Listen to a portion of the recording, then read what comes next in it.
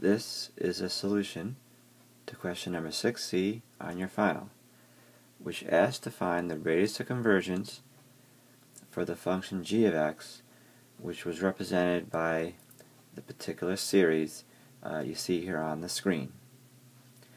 Now, to find the radius of convergence, you're pretty much going to proceed in the same fashion as if you were to find the interval convergence.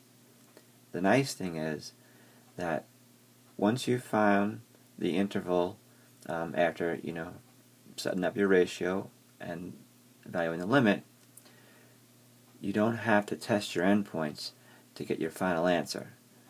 So let's see how this all works out. To start the ratio test, you first have to set up a ratio of your two terms, the n plus first term and the nth term.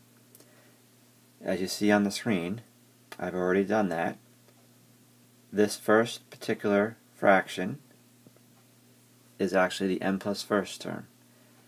Into the general term of the particular series, for every single value of n that I see there, I've plugged in n plus 1. And in particular, the power of x now in my ratio, you'll see it's just x to the n, and that's because when I plug in n plus 1 into this general term up here, that just becomes n plus 1 minus 1 and simplifies to just n.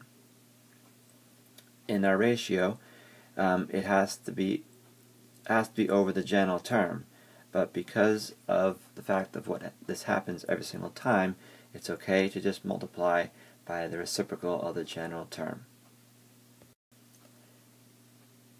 The next thing you want to do once your ratio has been set up is simplify it as much as possible. Typically, you're going to be able to reduce certain terms. In particular, any exponential expression you should be able to reduce. So, that 3 to the n plus first power should be able to reduce with that 3 to the n power, and in particular, what we'll have is a value of 3 left over in our denominator, and then in addition, this x to the nth power should be able to reduce down with this x raised to the n minus 1 power, and in particular we'll be left with just x to the first power up in the numerator. Now, the remaining expressions of n plus 1 over n cannot be reduced at all.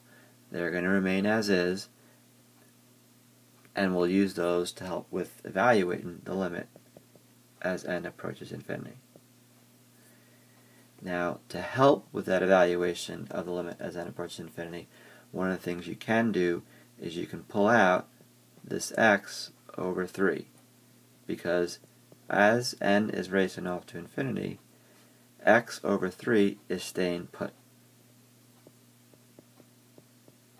And so all we really have to do here when we evaluate the limit is see what happens to n plus 1 over n.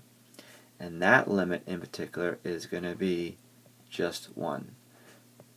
So our final answer to the limit of this ratio is just that the limit we get is just the absolute value of x over 3. Now our series will converge when this limit is less than 1.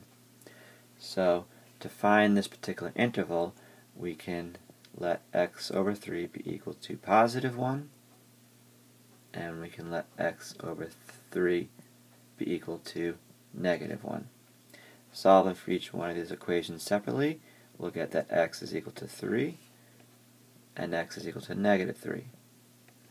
So our initial interval will run from negative 3 to 3. Now, as I said at the beginning, to define the radius of convergence, we do not need to test each of these endpoints. The radius of convergence does not take into consideration what's happening at the endpoints. For the radius of convergence, it really is just equal to the distance from the center of this interval to either one of the endpoints. Or, as I mentioned in class, you can just calculate half the distance, or half the length of this particular interval. So in this particular problem, half the length of our interval would be 3, and that is our radius of convergence.